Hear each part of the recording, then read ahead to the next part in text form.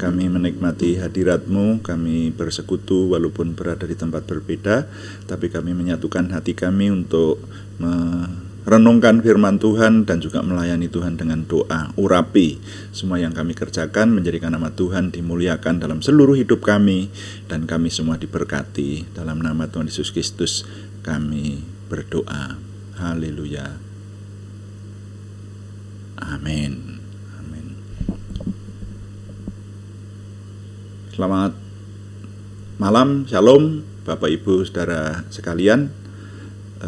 Kita akan melanjutkan doa kita dan merenungkan firman Tuhan serta membawa kita kepada kemuliaan nama Tuhan lebih lagi. Nah, oleh karena itu mari kita melanjutkan meneliti kitab Amsal, saudara. Kita sudah meneliti kitab Amsal mulai pasal pertama.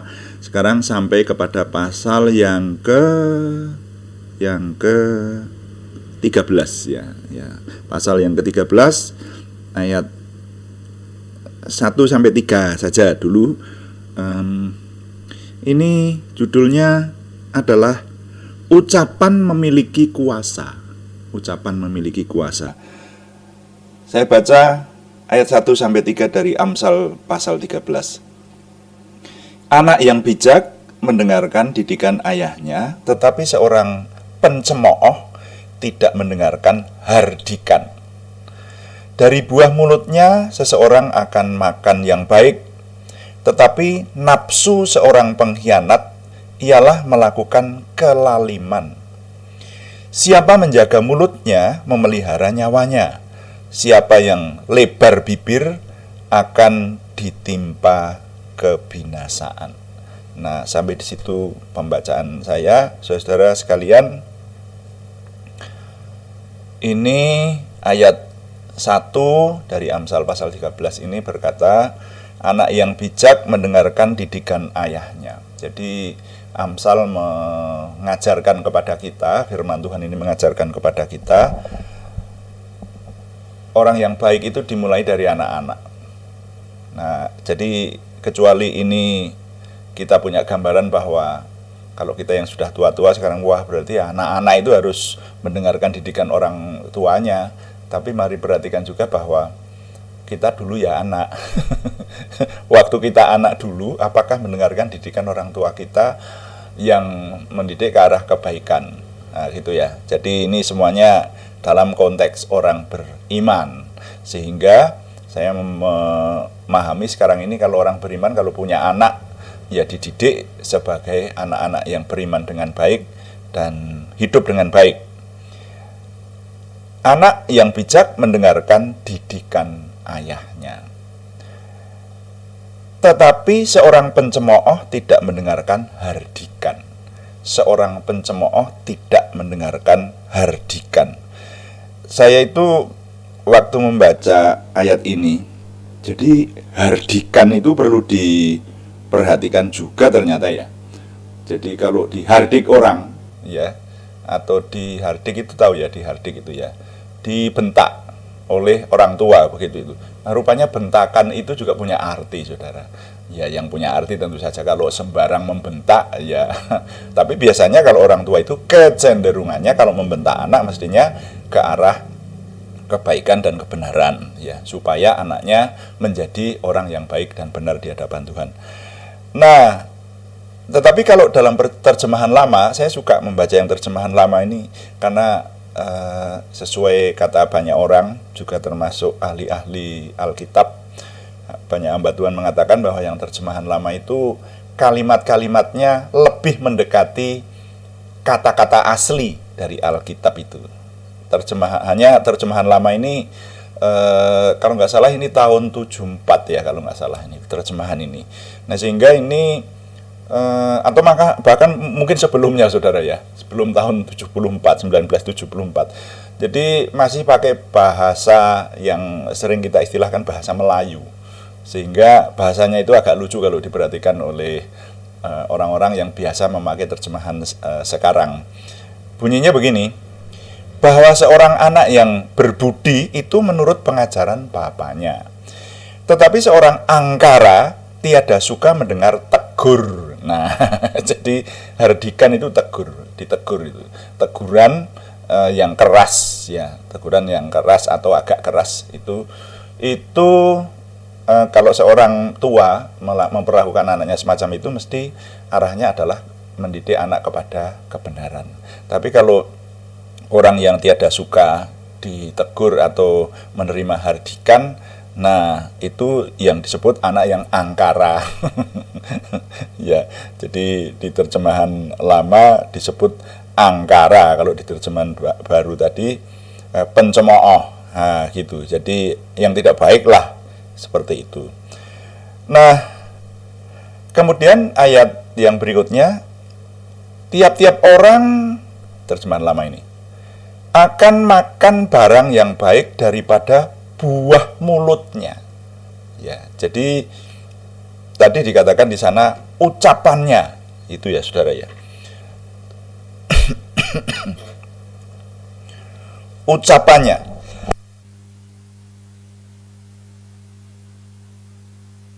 Jadi ucapan yang baik Jadi rupanya kalau kita memperhatikan, saudara, di kitab Amsal ini kitab Amsal itu kan kita pahami sebagai kitab yang banyak membicarakan soal hikmat. Isinya adalah jalan-jalan kehidupan yang diberitahukan kepada kita, saudara-saudara. Nah, di sini ini banyak disebutkan mengenai penggunaan lidah, ucapan, kata-kata seperti itu. Jadi rupanya itu hubungannya erat sekali. Seorang yang bijak, seorang yang penuh hikmat itu mesti memperhatikan kata-katanya. Komunikasi secara verbal, secara bukan literer ya, tetapi yang menggunakan ucapan. Kalau di terjemahan baru kan, dari buah mulutnya seseorang akan makan yang baik, tetapi nafsu seorang pengkhianat ialah melakukan kelaliman. Nah, kalau terjemahan lama, tiap-tiap orang akan makan barang yang baik daripada buah mulutnya, tetapi nyawa orang khianat akan makan kekerasan. Dikatakan seperti itu. Makanya saya memberi judul renungan malam ini adalah ucapan itu memiliki kuasa, saudara. Ya, ucapan memiliki kuasa. Kalau tidak percaya, nah coba kita buktikan. Saudara, saya ingin saudara menuliskan sesuatu. Saya ingin saudara menuliskan sesuatu sekarang ini, detik ini. Makanya yang belum ada alat tulis di dekat Anda, coba carilah alat tulis. Ya, saya nanti carilah alat tulis. Saya ingin saudara menuliskan sesuatu. Ya, jadi carilah alat tulis. Saya sudah pegang alat tulis sekarang ini. Kemudian carilah kertas untuk menulis. Serius nih, serius ya. Dan tuliskanlah di situ bahwa kalimat ini sudah ketemu semua, saudara sudah pegang alat tulis, lalu tulislah di situ kalimat ini: ucapan itu memiliki kuasa. Ucapan itu memiliki kuasa. Nah, sudah ditulis saja di situ. Sudah ditulis semua. Saya yakin ya mungkin tidak semua lah. Saudara ada yang, kalau saya itu terbiasa kalau mendengarkan sesuatu, apalagi renungan itu, saya pasti membawa alat tulis, pasti. Kemanapun saya pasti membawa alat tulis, karena seringkali ilham itu didapati kadang-kadang di atas kendaraan umum, kadang-kadang. Jadi alat tulis sama kertas itu saya mesti membawa. Sudah ya, ditulis ya. Ucapan itu memiliki kuasa. Nah, saudara merasakan bahwa ucapan itu memiliki kuasa. Merasakan apa enggak? Saudara merasakan atau enggak? Ucapan itu memiliki kuasa. Merasakan atau enggak? Teman-teman yang sekarang ini, saudara yang sekarang ini menulis kalimat itu pasti merasakan. Apa rasanya? Saya mengeluarkan ucapan. Anda ada di situ, di tempat saudara, tapi saudara hanya oleh ucapan saya yang ada di tempat jauh, saya memohon sesuatu, ya, untuk mengambil ballpoint lalu menulis, dan saudara saya yakin setidaknya ada yang sekarang ini bergerak menulis, ya toh? Nah, ini artinya ucapan saya bisa menggerakkan Anda yang di situ. Minta maaf, ini tidak mempermainkan, tetapi hanya untuk membuktikan dan menghayati bahwa ucapan itu memiliki kuasa. Paham yang saya maksud ya? Sudah, tulisannya gitu aja, tapi saudara menghayati itu aja. Saya tidak melanjutkan suruh menulis hal-hal yang lain lagi. Kalau saudara mau menambahkan ya boleh ya. Tapi ini membuktikan bahwa ucapan itu penuh kuasa. Nah, saudara, coba perhatikan ayat yang ketiga. Siapa menjaga mulutnya memelihara nyawanya. Wow. Siapa yang lebar bibir akan ditimpa kebinasaan. Wah, terjemahan lama. Barang siapa yang menunggui lidahnya, ia itu memeliharakan nyawanya. Lucu ya terjemahan. Tapi lidahnya ditunggui, dijaga. Makanya di sini dikatakan siapa menjaga mulutnya. Nah, kalau di terjemahan lama, siapa menunggui lidahnya. Ya, ya. Barang siapa yang menunggui lidahnya, ia itu memeliharakan nyawanya. Tetapi orang yang membukakan bibirnya luas-luas, itu kelak akan binasa. Jadi siapa yang lebar bibir, dikatakan di terjemahan baru, akan ditimpa kebinasaan. Jadi hidup mati dikuasai lidah. Itu mirip, besok akan kita perhatikan, Amsal 18 ayat 21. Hidup dan mati dikuasai lidah. Itu firman Tuhan berkata semacam itu. Nah, ini kan mirip toh, sejajar dengan ini. Tapi besok ini kita perhatikan. Saudara baca dulu enggak apa-apa. Amsal pasal 18 ayat 21. Ya, hidup dan mati dikuasai lidah. Siapa menggemakannya, ia akan memakan buahnya. Ya. Nah, saya ingin mengingatkan bahwa iblis itu menguasai manusia dengan mempermain-mainkan perkataan. Betul kan? Jadi ketika di Taman Eden, iblis berkata kepada Adam, oh kalau engkau, kepada Hawa, kalau engkau makan buah itu engkau tidak akan mati, ya, tapi engkau akan menjadi sama dengan Tuhan, sama seperti Tuhan, gitu. Nah, iblis kan tidak berbohong, tapi mempermainkan kata-kata. Memangnya ketika Adam dan Hawa makan terus mati? Tidak mati seketika toh? Tidak mati seketika juga. Menjadi sama dengan Tuhan kan? Ya sama. Ya, mengetahui hal yang baik dan yang jahat. Tapi mati juga pada akhirnya, terkutuk. Nah itu loh. Nah, jadi perkataan itu penting. Bahkan iblis pun menggunakan perkataan. Makanya hati-hati menggunakan perkataan. Perkataan itu penting. Jaga mulut kita, jaga mulut kita. Ingat Nasar Yefta di Hakim-Hakim 11 ayat 30 dan seterusnya itu, pernah saya jelaskan itu. Seorang hakim umat pilihan Tuhan waktu itu bernama Yefta sedang berperang melawan Bani Amon, dan dia karena begitu beratnya berperang kemudian bernasar, kalau Tuhan menyerahkan Bani Amon ke dalam tanganku, maka apa yang menyambut aku ketika aku pulang akan ku persembahkan sebagai korban kepada Tuhan. Nasarnya semacam itu. Ini ucapan, ya. Pernah ini kita renungkan ini dulu. Lah, ketika Bani Amon benar-benar dapat dikalahkan dan Yefta pulang, siapa yang menyambut? Satu-satunya anaknya perempuan. Anaknya perempuan, satu-satunya, anak tunggal. Dia menyambut dengan menari-nari membawa rebana, ayahku menang perang, kira-kira seperti itulah. Dan bagaimana perasaan seorang ayah? Rasanya mungkin menangis keras ayahnya. Dan dia berkata, ya nek, kalau saya nggak salah ingat di kitab suci bahasa Jawa itu lebih mengharukan lagi, bejamungger kowe sing medhok aku gitu, sambil nangis, kira-kira semacam itu. Jadi hati-hati mengucapkan perkataan. Kalau bernasar ya bernasar yang baik lah, seperti itu ya.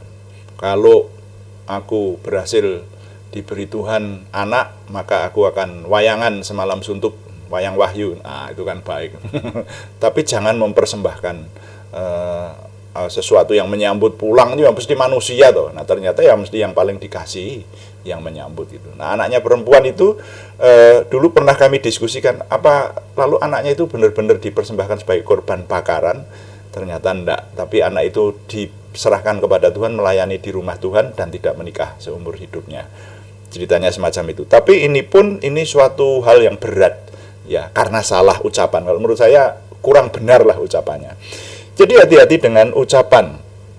Nah, saya kemudian ingat waktu saya masih tinggal di kota lama saya, bukan yang kota ini sekarang saya berada ini. Dulu ada kecelakaan berat di dekat rumah kami lah, sekitar setengah kilo dari rumah kami itu ada perempatan. Saudara yang ada di sana, perempatan Pasar Sapi namanya. Dulu jalannya itu curam sekali. Sekarang sudah mending dibuat sedemikian rupa, dibangun gitu ya. Tapi curam, turunannya itu tajam gitu. Dan saya sempat menyaksikan pas lewat situ ada kecelakaan berat. Seorang wanita naik sepeda motor, kemudian dilindas kendaraan berat. Ya, kalau saya nggak salah ingat bis waktu itu dari atas begitu dan tewas seketika. Nah sehingga jadi perbincangan waktu itu. Ini sudah lama ini peristiwanya. Tapi peristiwa ini begitu membekas karena berkaitan dengan ucapan. Jadi orang ini bekerja di sebuah pabrik tekstil. Kemudian saya tanya-tanya kepada rekan-rekan saya yang bekerja di pabrik tekstil. Loh kok katanya kemarin rekan yang bekerja di pabrik tekstil itu sampai terlindas bis itu gimana gitu. Nah muncullah cerita ini bahwa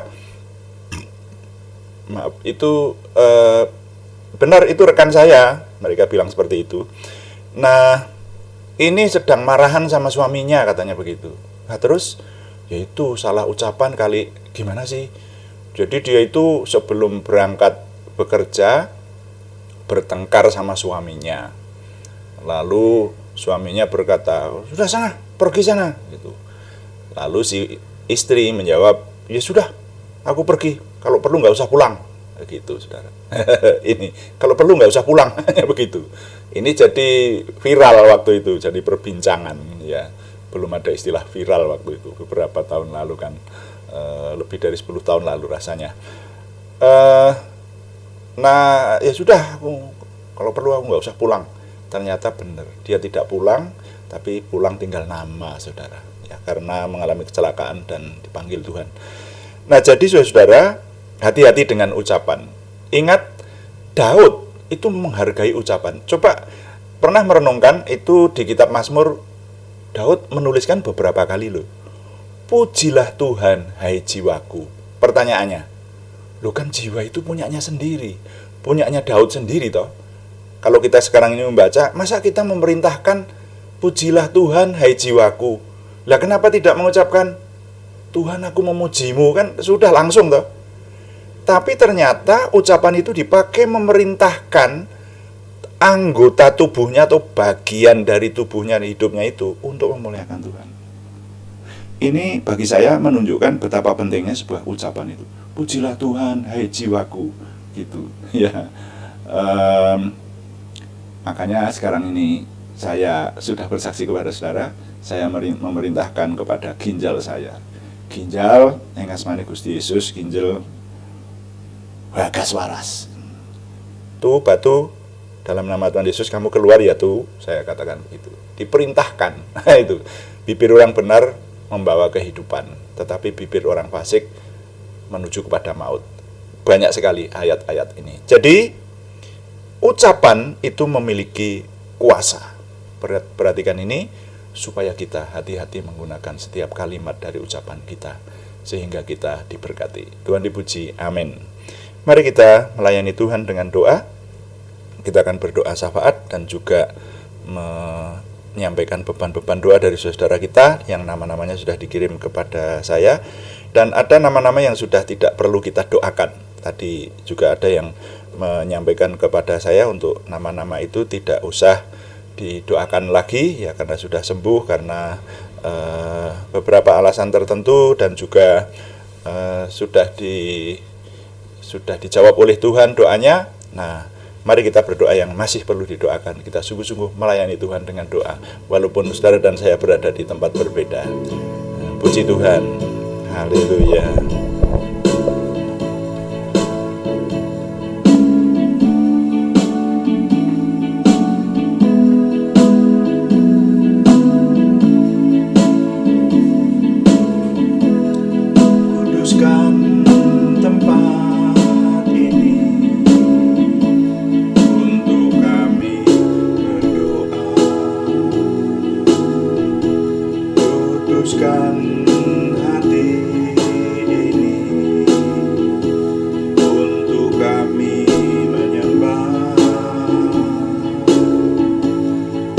Segala perkara ku serahkan padamu Yesus, dan Roh Kudus bekerja membimbing kami semua.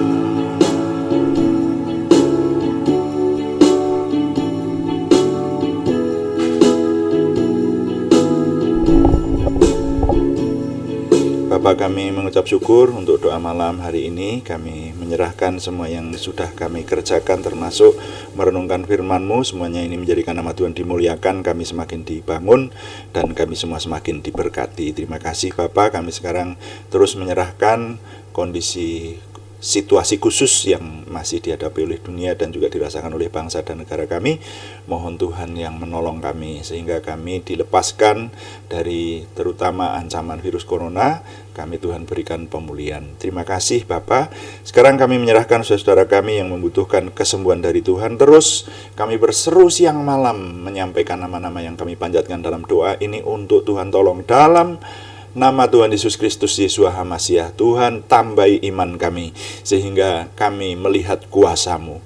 Kami menyerahkan untuk Tuhan tolong dan kami memiliki iman dalam nama Tuhan Yesus Kristus. Tuhan mengalirkan kesembuhan, umur panjang kepada saudara kami Aryadi Wirawan, saudara kami Arni Setiawati, saudara kami Elisabeth Rianawati, saudara kami Budi Suswanti, saudara kami Daud Widianto, saudara kami Warsiti, semuanya di Purwodadi, saudara kami Kristiningsih Joko Widodo, saudara kami Anak Happy Kristiawan semuanya di Jogja, saudara kami Endah Rokmadi, saudara kami Alek Giovano Wibowo, saudara kami Endang Dwi Ambar Kustiah Surawan semuanya di Salatiga, saudara kami Edita Karyanto di Ambarawa, saudara kami Anak Talita Rahajeng di Pemalang, saudara kami Mika Puspita Rahayu di Surakarta, saudara kami Pranowo Noto Subali di Magelang, saudara kami Siti Rondiah di Semarang, saudara kami pasangan Bagus Satrio dan ibunya, Ibu Meti Joyce di Banjarmasin. Kami menyerahkan Tuhan yang menolong sehingga mereka memperoleh kesembuhan dalam nama Tuhan Yesus Kristus dari Tuhan. Juga pemulihan ke arah pemulihan jasmani maupun kejiwaan. Tuhan memberkati keluarga yang mendampingi, semuanya ada dalam damai sejahtera Tuhan. Kami juga menyerahkan doa pergumulan yang lain selain kesembuhan, yaitu dari pergumulan saudara kami Sri Purwati, saudara kami Betania Putri Jatusari di Penawangan, saudara kami Yohana Asri Saptorini di Kediri, saudara kami Tati Kustiati di Ngrubukan, saudara kami Esra Julian di Tadi Ambarawa. Tuhan yang menjawab doa-doa dari saudara kami ini, memberikan jawaban doa dan juga jalan keluar, terobosan baru sehingga pertolongan Tuhan nyata. Terima kasih, kami mengucap syukur untuk semua yang Tuhan anugerahkan kepada kami, sehingga setiap hari kami boleh diperbaharui oleh rahasia firman Tuhan, oleh kuasa Roh Kudus yang terus dominan menolong kami.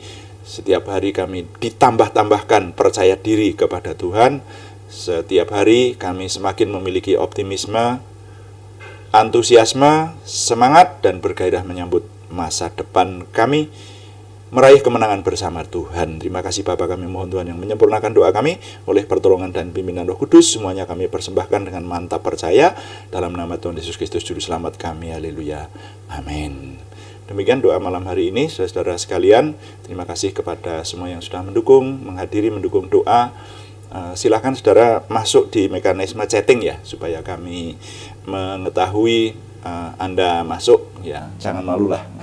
Biasa saja ya, kita bergaul melalui online ini, karena zamannya seperti ini ya, kita bisa bergaul melalui online ini. Satu sisi pergaulan kita secara onsite terbatas, tapi Tuhan memberikan terobosan, kita justru bisa kenal dengan teman-teman saudara yang ada di lain kota. Ini anugerah besar saudara.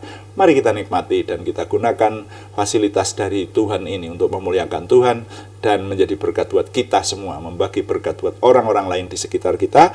Karena itu tetap kami mohon dukungan subscribe, juga like, komen, dan share, bagikan kepada teman lain sehingga lebih banyak lagi yang mendukung, yang diberkati bersama dengan kita. Selamat malam, Tuhan memberkati. Amin.